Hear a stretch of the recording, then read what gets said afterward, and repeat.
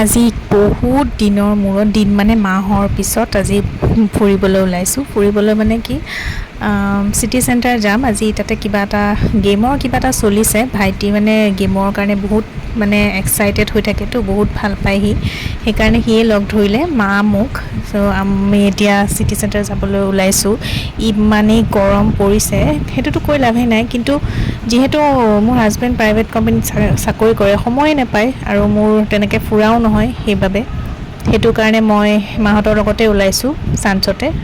মাহঁতেও কৈছে ইমান সোমাই আছ, ব'ল। এখন খোলা নাই যে এখন।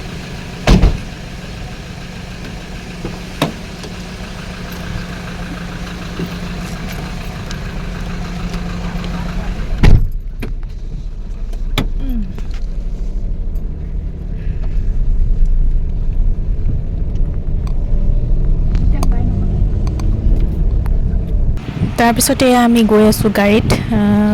বহুত গৰম দেই, বাহিৰত ওলালেহে গৰমটো বেছিকৈ গম পায়, ভিতৰত থাকিলে ইমান এটা গম নাপায়। এয়া আমি গৈ আছোঁ। তাৰপিছত আজি ভাগ্য ভাল, আজি একদম ট্ৰেফিক পোৱা নাই, আমি ৰাস্তাত ধুনীয়াকৈ গৈ আছোঁ একদম।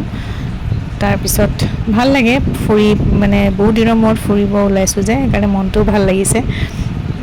এয়া আমি চিটি চেণ্টাৰ পালোঁ আৰু এয়া।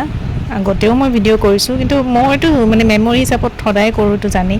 তাৰপিছতে আমি আজি তাৰমানে একচুৱেলি ভিডিঅ' কৰিবলৈ দিয়া নাই, লাইভ ষ্ট্ৰিমিং কৰিবলৈ দিয়া নাই, কাৰণ তাতে গেম হৈ আছে, গেমৰ কিবা চলিছে, সেইটো কাৰণে ইমানকৈ ভিতৰত আমি ভিডিঅ' কৰিব পৰা নাই। অকণমান লৈছোঁ। এয়া আচল বস্তুটো এইটো, কিন্তু আৰম্ভ হোৱা নাছিলে কাৰণ টাইমিংটো অকণমান খেলি মেলি হৈছে।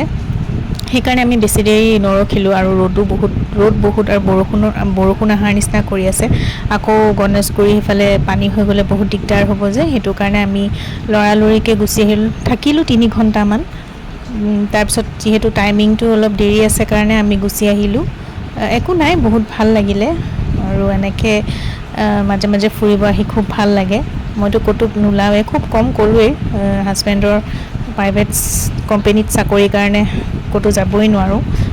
এয়া আমি উভতি আহিলোঁ, বহুত ভাল লাগিলে। বিশেষকৈ নিজৰ ফেমিলিৰ লগত ঘূৰিব যোৱা হেৰিটোৱে বেলেগ।